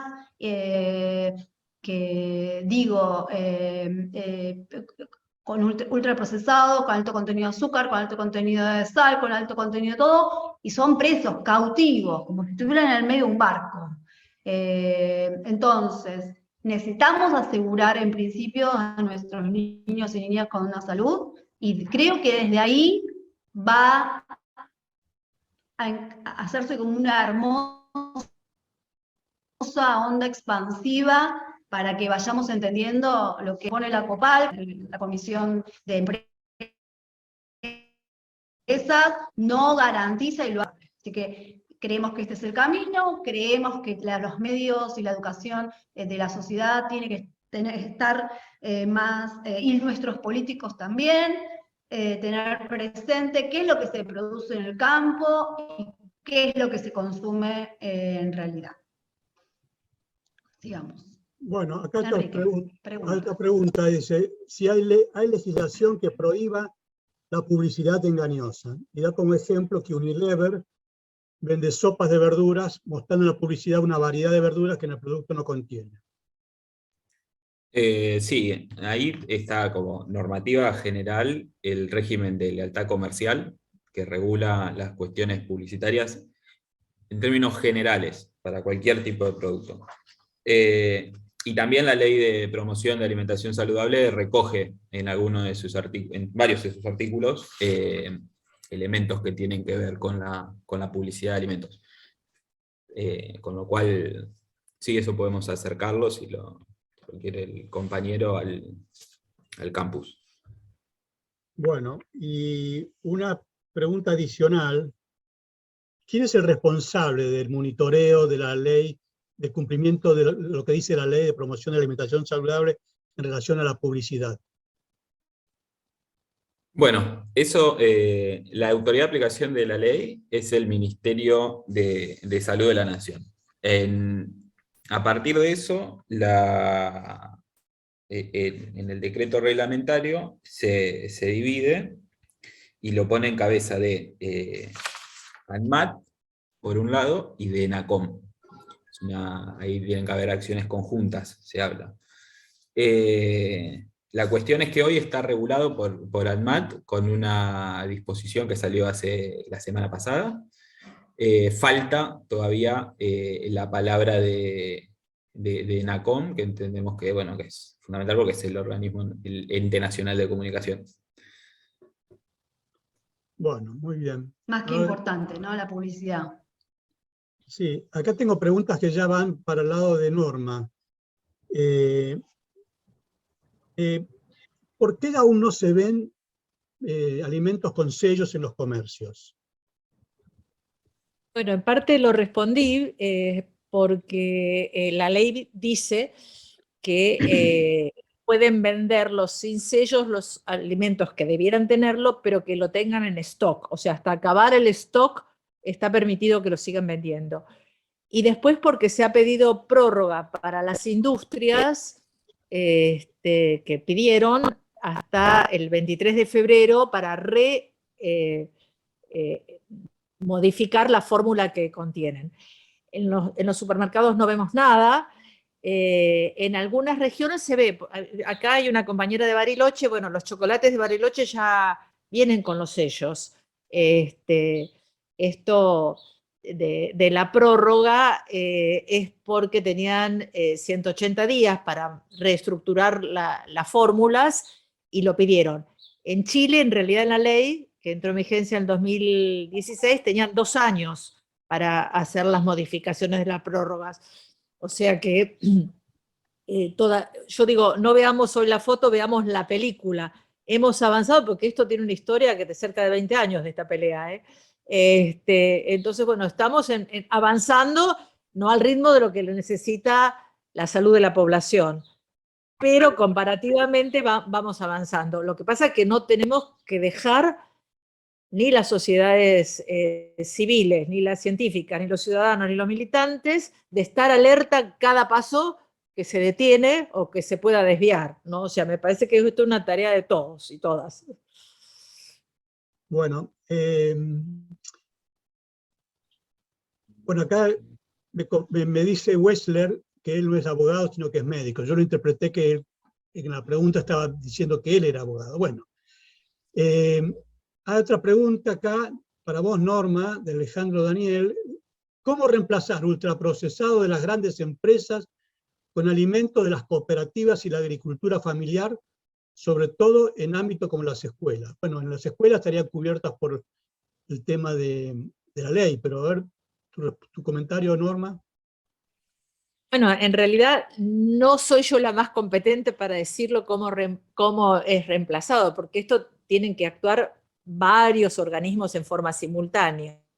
Lo que esta ley sí habilita es a prohibir que ingresen los ultraprocesados. Hasta ahora, sin esta ley, todo lo que hemos trabajado fuertemente para que en las escuelas se utilicen otro tipo de alimentos, solamente en forma experimental y transitoria lo logramos. Posteriormente el mercado hace que se venda. Pero en realidad hay posibilidades, hay posibilidades. Por ejemplo, la OMS, y acá en la provincia de Buenos Aires ya está en vigencia, todo a escala no poblacional grande, pero la OMS dice claramente que una manera de disminuir la epidemia de obesidad es con las compras de cercanía. En Buenos Aires, por ahí en otras provincias también, ¿no? Pero se están abriendo mercados de cercanía que en realidad son provistos por productores locales. En Formosa esto es en toda la provincia, están produciendo agroecológicos y el Estado los compra y se venden en el mercado desde el Estado. Entonces, bueno, yo creo que como esto tiene, además, somos un país federal, ¿no? Cada región tendrá que resolverlo y cada municipio de la manera que sea más factible. No es imposible, no es imposible. Es más difícil en las grandes concentraciones urbanas, pero creo que acá hay más expertos que yo para hablar de este tema. Erika. No, Misiones también, Misiones es uno de las provincias que hay. Sí, también. Bueno, hay un comentario en el chat de Luciana Sobornou, que dice, en Brasil, el programa de alimentación escolar saludable vinculó a los alimentos producidos por la agricultura familiar con los alimentos ofrecidos en las escuelas. En su momento hubo toda una campaña. Parece que hay una desincronización. Bueno, estaba leyendo este comentario de esta persona, Sobornou, que en definitiva que en Brasil el programa de alimentación escolar saludable compra alimentos de la agricultura familiar para ser ofrecidos en las escuelas. Es un tema que se está analizando en el desarrollo social también, porque hay dificultades de poder, digamos, entrar en el circuito en blanco para la compra de productos, y entonces ahora en el desarrollo social se está estableciendo una figura nueva que permita facturar estos alimentos de la agricultura familiar. A ver.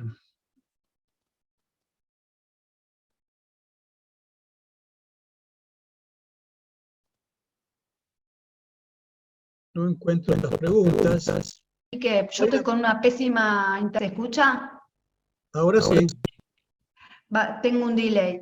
Bueno, no, lo que quería reforzar es que el mismo modelo de Brasil lo utiliza Misiones hace mucho tiempo, y si recordarán que en algún momento en el programa de La Nata habían hecho una denuncia respecto a las compras que hacían las escuelas, de hortalizas y a los productores locales, y bueno, nada, todo como toda una cosa oscura, pero Misiones es una de las provincias que va en punta con respecto a eso.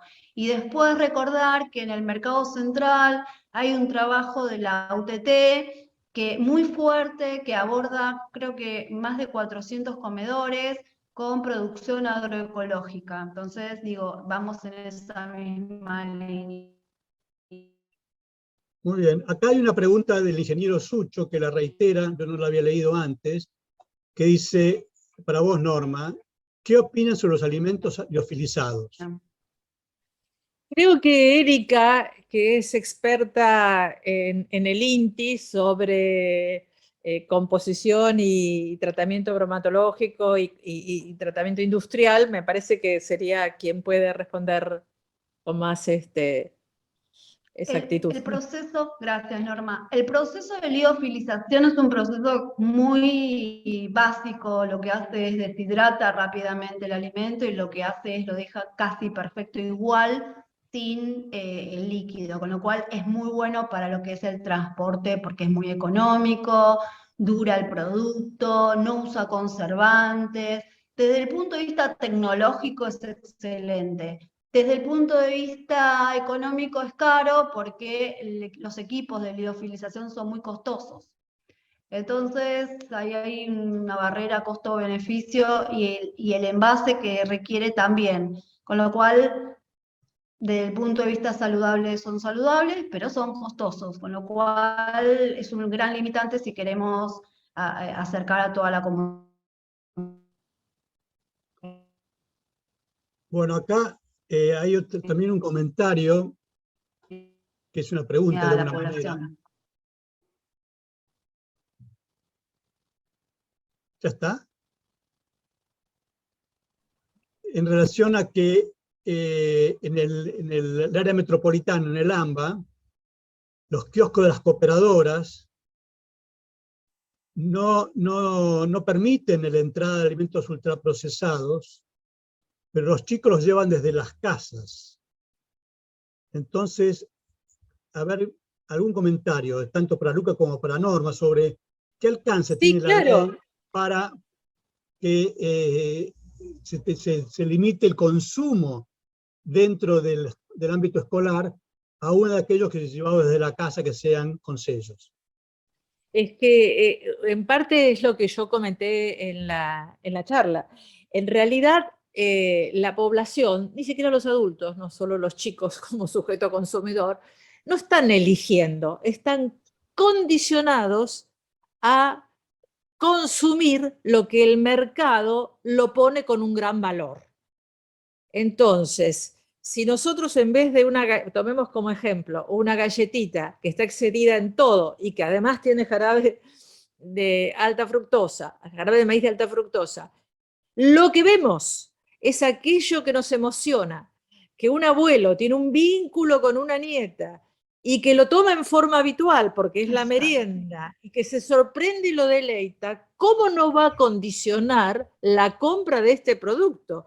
Por eso la ley va a uno de los motores que es evitar la publicidad para la infancia de tal manera que el niño, ni la familia, porque la familia a su vez está condicionada por la demanda del niño y niña en la compra. Entonces, hoy, si lo sacás de este ambiente, sí, lo trae de la casa. ¿Pero por qué lo trae de la casa? Porque está condicionado para comprar esto. Por eso es buena la ley, porque entra en el motor del mercado, que es la publicidad. Sí, yo coincido con lo que plantea Norma. A partir de ahora y cuando la ley esté completamente vigente, es profundizar y darle mayor efectividad y eficacia a los instrumentos que ésta propone. Esa es la herramienta con la que contamos y que, en buena medida, que no ocurra esto, que en vez de comprarlo en el colegio, lo traiga de la casa. Y es una tarea militante de todos y de todas, abrir espacios de concientización. Claramente ahora vamos a tener un respaldo mayor desde lo regulatorio, que viene a poner reglas en cuanto a la publicidad, en cuanto a los espacios de venta, pero eso es una lucha que hay que ir a abrir y generar conciencia en torno al tema. Es un gran desafío. De igual manera me parece que simbólicamente, dentro del muro de lo que es una institución que educa, que no se pueda vender, ya es un paso grande. porque en realidad lo que se está diciendo, vendiéndolo adentro de la escuela, es que se está aprendiendo que en esa institución se puede consumir esto. Y el rol actual de los adultos responsables, dirección, docentes, se corren. Cuando se entrevista a los responsables de las cooperadoras, que en general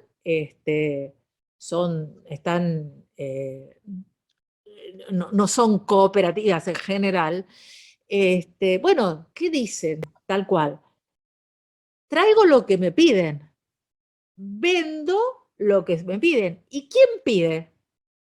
El mercado a través del niño y niña escolar. O sea, no saben lo difícil que es ser pediatra y dar indicaciones como voz aislada de que esto produce enfermedad y que el niño o niña queda discriminado si no lo compra, como lo hacen todos los chicos en la escuela.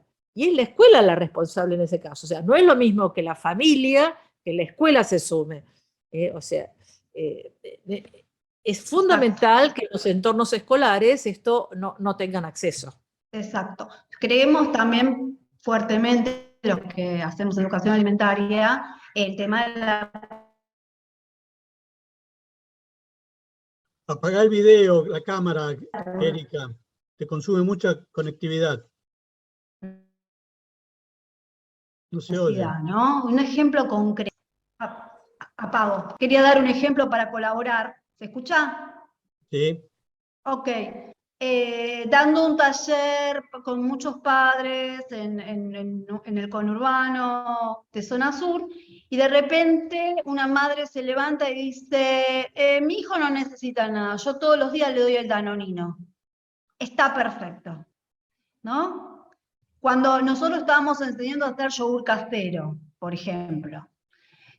Eso es el valor social y el valor que esa madre pone en este ultraprocesado, impartido claramente por la publicidad. Entonces, yo creo que la lucha que va a venir, que va a continuar y que va a ser compleja, es la publicidad. Por eso es tan importante quién lo maneja. La publicidad, porque hoy el que elige la comida, como decía Norma, el que elige es el niño o niña en las casas. Y eso tenemos que darlo vuelta nuevamente. Bueno, nada, quería compartir esto con esta mala señal que creo que hemos tenido hoy todos y todas. Así que, ¿alguna pregunta más, Enrique? No, no hay más preguntas. Yo quería hacer una pregunta mía a Luca, en el sentido, ¿cuál era la experiencia internacional en términos de la aplicación del derecho a la alimentación? No ya desde el poder consumir, sino qué consumir. Por ejemplo, el tema de los ultraprocesados, que no es una alimentación saludable, ¿qué poder tiene o qué grado de avance hay en la legislación de otros países en ese sentido? La verdad, es una pregunta bastante amplia. En términos de países, hay experiencias, digamos, en la región, como por ejemplo son Bolivia, Colombia, Ecuador, que tienden a buscar un acceso, un respeto a las formas de producción, a las formas de producción de alimentos más sustentables, que tengan que ver con el respeto a los pueblos originarios y demás. No conozco, no tengo un estudio hecho general respecto a nivel de países. Es un estudio comparado que estaría muy bueno avanzar. Pero bueno, en términos generales eso. Tengo entendido que en Bolivia hay varios avances en la temática, pero no te podría así puntualizar. Quizás en la región, que es pionera en eso, con los sellos de advertencia, actúa sobre el consumidor más que en el productor, ¿no? Pero que estaría orientado hacia eso. Claro. El tema es cómo se promueve el consumo de frutas y verduras. Sí, totalmente. Bueno, yo voy a hacer un comentario de experiencia personal trabajando en talleres con maestras cuando en mi municipio, pero esto hace 20 años, quería que no hubiera consumo de jugos en los preescolares, en los jardines infantes.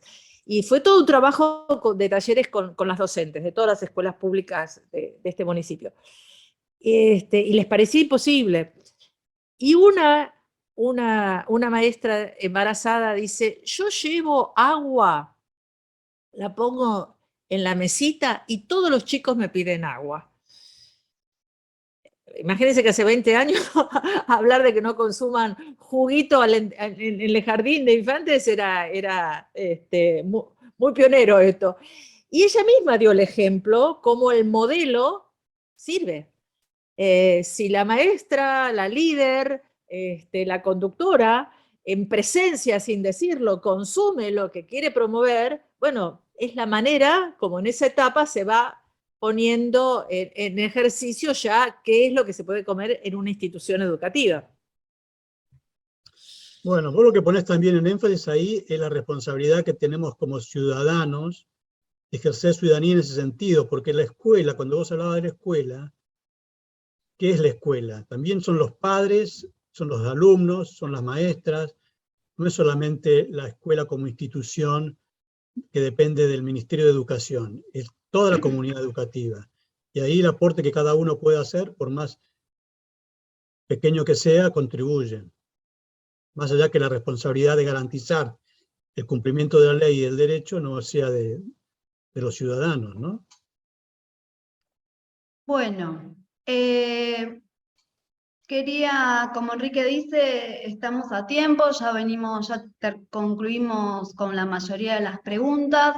Quería hacer una última aclaración de los últimos comentarios que hicieron algunos compañeros, el tema del acceso a los bebederos en las escuelas, tema derecho del agua y acceso al agua y cultura del agua, es toda una clase. Porque, bueno, también dentro de lo que se enseña es como que el agua embotellada es mejor que el agua que sale en la canilla, y eso es todo un trabajo que se está haciendo en forma muy fina para que en el futuro, como es hoy, se compre, sea otra mercancía o commodity, ¿no? Bueno, es todo un tema.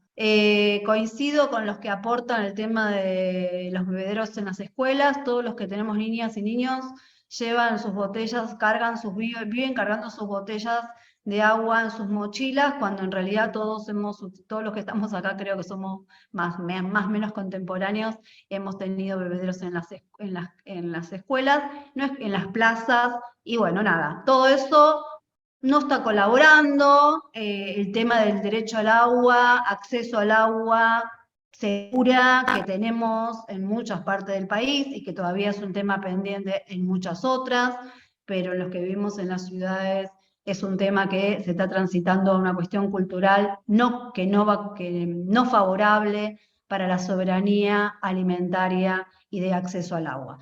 Bueno, como verán, tenemos mucha tela, es un tema que a todos los que estamos presentes nos apasiona. Llegamos muy prolijamente al horario pautado. Gracias a todos. La próxima clase seguiremos con el programa asignado, y nada, por acá, a seguir militando la soberanía alimentaria y bueno, nada, acá estamos. Muchas gracias, compañeros. No sé si está Diana, si quiere decir algunas palabras. No sé si está Diana Guillén conectada. Hoy todos hemos tenido fuertes problemas de conectividad, creo, o por lo menos yo, y algunos compañeros que están acá en el grupo. Pero bueno, entonces damos por concluida la jornada de hoy. Ahí la veo a Vilma, la compañera que también coordina conmigo el tema de estos encuentros. Y bueno, vamos a seguir trabajando. Un gusto y que tengan un hermoso fin de semana.